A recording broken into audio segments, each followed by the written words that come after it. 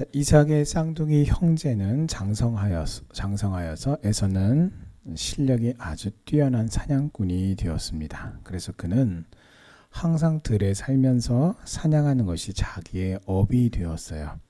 하지만 야곱은 장성하여 그저 장막에 거주했는데 그 이유가 그가 조용한 사람이었기 때문이다 라고 말합니다. 자, 오늘 27절의 이 말씀은 에서와 야곱이 형제이면서도 쌍둥이죠. 그런데 형제이면서도 서로가 너무나 다른 이질적인 성품과 또 대립적인 그 양상이 정신적으로 자아가 확립이 되고 어렸을 때뿐만 아니라 신체적으로 이제 청년의 모습을 가질 때까지도 여전히 계속되고 있다라는 것을 말하고 있어요. 그러니까 27절은 어렸을 때 이랬는데 지금 이래요로 끝나는 게 아니라 그래서 앞으로 어떻게 될 것인가를 알려주는 말씀이에요. 그래서 결국은 이 에서와 야곱이라고 하는 두 형제가 결국은 불화를 일으키고 갈등을 겪게 되는 것은 피치 못한 어쩔 수 없는 결과다. 불보듯 뻔한 일이다 라는 것을 오늘 27절에서 암시하고 있습니다. 자, 에서가 익숙한 사냥꾼이 되었다라는 것은 사냥에 관한 한 다른 사람들이 따라올 수 없을 정도로 능숙하고 탁월한 실력자가 되었다라는 것입니다. 자, 그런데 흥미로운 것은 에서만이 아니라 에서의 후손인 에돔 족속들에게 사냥은 일상적인 것이었어요. 그리고 그들의 사회 안에서도 이 능숙농란한 사냥꾼이 인정받고 환영받고 또 대우를 받았습니다. 자, 이것은 그들의 조상인 오늘 이 에서가 뛰어난 사냥꾼이었기 때문이고요. 또한 더불어 그들이 터를 잡고 살아가는 세일산 지역에 정착해서 살아가면서 사냥에 딱 적합한 그런 환경 가운데 그들이 살았기 때문이죠. 자, 거기에 비하면 야곱의 후손이 누굽니까? 바로 이스라엘 백성, 이스라엘 민족들입니다. 이 이스라엘 사람들은 이 사냥꾼에 대해서는 별로 호감을 가지거나 영웅시하는 일이 거의 없었습니다. 자, 오늘 말씀에서 야곱이 조용한 사람이다 라고 하는 의미가 매우 흥미로운데요. 여기서 조용한이라고 하는 단어적인 의미는 온전한, 올바른, 온건한, 책망할 데가 없는 이라고 하는 그런 의미를 가지고 있어요. 자, 그래서 성경학자들은 오늘 이 27절에 야곱은 조용한 사람이었으므로 라고 하는 이 말씀의 의미를 야곱이 경건한 사람이었기 때문에 혹은 의로운 사람이었기 때문에 목자로서 흠이 없는 사람이었기 때문에 온화하고 친절하고 예의 바른 사람이었기 때문에 라고 그렇게 해석을 합니다. 자, 그래서 결국은 오늘 성경이 우리에게 보여주려고 하는 게 뭔데요? 라고 할 때에 확연하게 에서와 야곱의 상반된 이 성격을 나타내고 있다라는 것입니다. 자, 그런데 단순히 뭐 형제가 서로 다를 수도 있지요. 예, 다를 수 있죠. 얼마든지 다를 수 있죠. 그래서 일란산 쌍둥이이면서도 굉장히 얼굴이 똑같이 생긴 쌍둥이들만 있는 게 아니죠. 근데 쌍둥이들은 보면은 얼굴만 똑같은 게 아니라 성격도 좋아하는 것도 뭐 비슷한 게 참 많습니다. 근데 그런가 하면 완전히 다른 쌍둥이도 있을 수 있는 거잖아요. 실제로도 있고요. 근데 오늘 성경이 그러면 굳이 이렇게 두 사람의 성향이라든가 뭔가 기질이라든가 이런 것들이 좀 다르다 이렇게 말하는 이유가 무엇이냐면 그 기질에서 비롯된 그들의 그 삶의 그 중심이 너무나도 달랐는데 어떻게 달랐느냐? 이제 그것을 오늘 29절 이하에서 말하고 있죠. 그것은 바로 하나님의 축복인 장자의 권리에 대한 것이었습니다. 자, 오늘 이삭은 에서가 사냥한 고기가 자기의 입속에 있으므로 28절 말씀의 의미가 그런 뜻이에요. 사냥을 한 에서가 사냥한 그 고기가 이삭의 입 안에 있으므로 요리가 되어서 자기 늘 입속에 있었단 말이에요. 아들이 큰아들이 와서 자기가 사냥한 고기를 요리를 해서 아버지에게 드리기를 좋아했고 또 이삭도 그것을 너무나 즐겨하고 좋아했다라는 거죠. 그러므로 결과는 무엇입니까? 에서를 더 사랑했고 리브가는 야곱을 더 사랑했어요. 그러니까 결국은 편애가 있었던 것이죠. 자, 결국은 이 아버지도 어머니도 어떤 것입니까? 에서는 자기가 사냥한 고기를 아버지에게 요리를 해서 가져다 주니까 좋고 야곱은 집 안에서 어머니를 도와서 집안일 하기를 더 좋아했기 때문에 아버지도 어머니도 각자가 다 자신의 마음을 더 즐겁게 해주는 자녀를 각각 더 사랑한 것입니다. 자, 그리고 이런 일은 뭐 특별한 것이 아니라 얼마든지 우리 삶 속에서도 일어날 수가 있는 일이죠. 하지만 어떤 경우에도 편애가 가져오는 결말은 매우 좋지 않습니다. 자녀들 간의 경쟁심과 질투, 시기 등을 유발하게 되고 그것이 결국은 가정의 분란을 일으키는 주요 원인이 되기 때문입니다.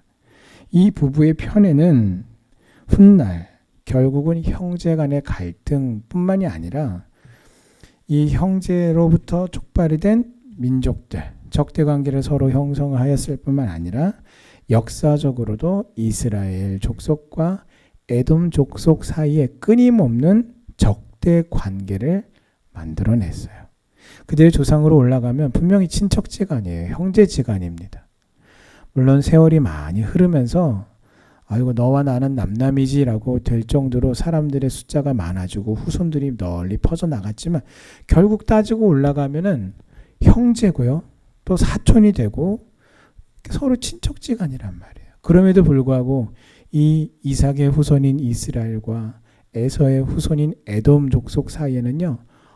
엄청난 적대관계가 형성이 됩니다. 그래서 역사적으로도 어마어마한 그런 적대관계를 계속해서 형성하는 것을 볼 수 있습니다. 자, 이처럼 우리는 다 알아요. 뭘요? 편애가 좋지 않다, 옳지 않다, 결과가 좋지 않다라는 것을 알면서도 여전히 편애합니다. 그 이유가 뭘까요? 공평하게 사랑하려고는 하는데도 그렇게 되지 않는, 그렇게 할 수 없는 이유가 무엇일까요? 그것은 바로 우리가 존재론적으로 완전하거나 완벽하지 않기 때문입니다. 자녀를 향한 혹은 자손들을 향한 부모의 사랑은 내리사랑이라고 해서 여러분 누구나 다 해요. 무조건적입니다. 옆에서 하라고 해서 하고 하지 말라고 해서 하지 않는 게 아니란 말이에요. 자, 그래서 누구나 하는 당연한 그것을 어떻게 해요? 그 부모의 그 사랑에 하나님의 말씀이 임해야만 우리의 사랑이 엇나가거나 편애하지 않는 사랑이 될 수 있는 것이죠. 왜요? 우리는 존재론적으로 죄성이 있는 죄인이기 때문이에요. 그래야 우리 자신의 죄성과 부족함을 하나님의 말씀으로 이겨내고 건강하게 사랑할 수가 있는 것입니다. 사냥에서 돌아와서 피곤하고 허기진 에서는 줄임배를 채우기 위해서 팥죽 한 그릇에 또 떡과 팥죽에 장자의 명분을 동생에게 팔아버립니다. 자, 여기서 팔았다라는 행위에 임하는 에서와 야곱의 마음가짐이 완전히 다릅니다. 자, 에서는 이 장자의 명분은 먼 훗날 아버지가 돌아가실 때나 이제 내가 장자로 물려받는데 필요한 거고 지금 당장 배고파 죽겠는데 이 팥죽 한 그릇보다 더 도움이 될 게 없다라는 식의 태도로 언약 가문의 장자권은 하나님의 언약까지 계승받는 권리가 부여되는 것으로서 매우 중요한 것이었어요. 그런데 자신이 팥죽 한 그릇에 지금 팔아버렸단 말이에요. 그래서 지금 놀랍게도요, 오늘 이 동생과 형의 이 거래의 장소에서 손해보는 사람은 아무도 없었어요. 왜요? 에서도 너무 만족했거든요. 왜냐면, 이게 남는 거지. 동생이 맛있는 걸 만들었네. 지금 어차피 나한테도 지금 당장 쓸모가 없는데 뭐 너라고 무슨 쓸모가 있겠느냐. 가볍게 여기고요. 그러니까 나는 실질적으로 배고픈 이 허기를 이 맛있는 음식을 먹고서 내가 만족한다. 해결했다. 나는 실질적으로 내가 남는 장사를 한 거야. 에서는 그렇게 생각했단 말이에요.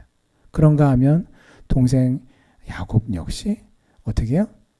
임하는 자세와 마음이 완전히 에서와 달라서 하나님께서 주시는 그 축복권, 장자권을 사모하고 그것을 팔아서 실질적으로 맹세해라. 그래서 형이 맹세합니다. 그래서 야곱 역시 내가 남는 장사를 했다라고 서로 자신이 더 유익이다라고 그렇게 생각하는 동상이몽의 모습을 볼 수가 있어요. 그런데 여러분, 우리가 아다시피 이후에 어떤 내용이 나옵니까? 맹세하고 팔아버린 그 장자권을 에서가 나중에 어떻게 해요? 팔았으면서도 마치 자신의 것인 양 아버지에게 찾아가서 요구하고 달라고 찾습니다.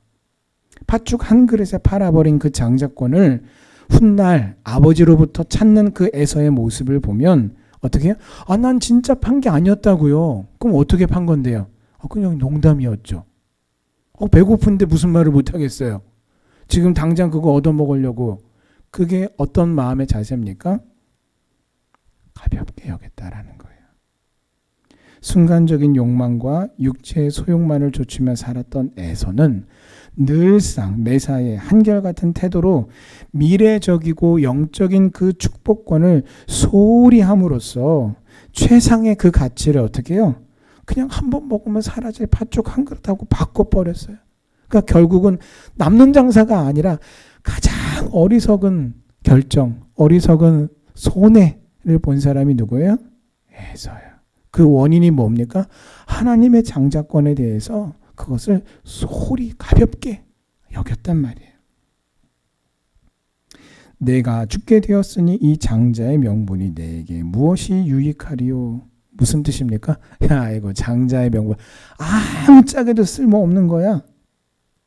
여러분, 하나님의 은혜의 가치를 무가치하게 여기는 자를 가리켜서 히브리서 기자는 뭐라고 표현하냐면요, 망령된 자라고 단죄하고 있습니다.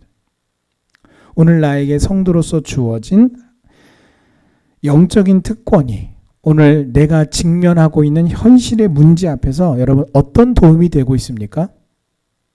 내가 하나님의 자녀라고 하는 그 자녀로서 갖는 하나님이 내게 주신 그 영적인 그 특권들이 오늘 내가 겪고 있는, 내가 해결해야 되는 그 문제 앞에서 어떤 효력을 미치고 있냐고요. 그리고 그것을 나는 어떤 시각으로, 오늘 이 에서의 시각으로 바라보고 있습니까? 아니면 야곱의 마음과 시각으로 바라보고 있습니까? 과연 하나님의 약속의 말씀을 붙들고 의지하는 것, 내가 믿음으로 인내하며 하나님께 기도하는 것이 혹시라도 오늘 에서처럼 무가치하거나 의미가 없다고 여기지는 않습니까? 그것은 망령된 생각입니다. 결국 하나님의 은혜를 소홀히 무가치한 것으로 여겼던 에서는 축복의 땅에서 쫓겨납니다. 그리고 언약 백성에서도 제외가 되어서 황무한 땅에서 그렇게 유리하고 사냥하는 사람, 사냥하는 족속이 되었어요. 그러므로 우리도요, 육체의 소욕을 죽이고 하나님이 나에게 주신 영적인 특권을 귀한 것으로 여겨야 합니다. 하나님의 언약 백성이 되어서 하나님의 나라를 차지하는 우리에게 주신 이 영적인 권리는 우리의 생명과 모든 것을 다 바꿔서라도 지켜야 할 가장 최상의 가치인 것입니다. 오늘 31절을 보시면 야곱은 쌍둥이이면서도 어떻게 해요? 어떤 마음이 있냐면 내가 먼저 나왔어야 되는데, 형의 뒤꿈치를 발꿈치를 붙들고서 나왔잖아요. 그러니까 쌍둥이이면서도 세상에 뒤늦게 나왔다라는 이유로 장자권을 갖지 못한 것에 대해서 매우 안타깝게 여기고요. 그 장자권을 몹시도 사모했다라는 것을 알 수 있습니다. 하나님의 나라는 오늘 이 말씀처럼 간절히 사모하고, 이제 내가 예수를 믿고 구원받았으니까 당연히 주어지는 거지, 이런 마음의 자세는 옳지 않습니다. 하나님의 나라를 간절히 사모하고 얻기 위해서 애쓰는 자. 어떻게 해요? 나의 성화의 삶으로서 주어진 이 믿음의 삶을 늘 하나님의 말씀을 의지하여, 성령을 의지하여, 예수 그리스도의 보혈을 의지하여 우리가 이 하나님의 나라를 사모하고 그 나라를 향해 믿음의 발걸음을 내딛는 마음으로 매 순간순간 하루하루를 그렇게 영적으로 우리가 투지하면서 살아가는, 그렇게 애쓰는 자에게 은혜로 주어지는 것입니다. 야곱처럼 이렇게 인위적인 방법이 아니라 천국을 소유하기 위해서 간절히 사모하고 하나님이 기뻐하시고 인정하시는 모든 선한 노력을 기울이는 우리 성도님들 다 되시기를 주님의 이름으로 축원합니다.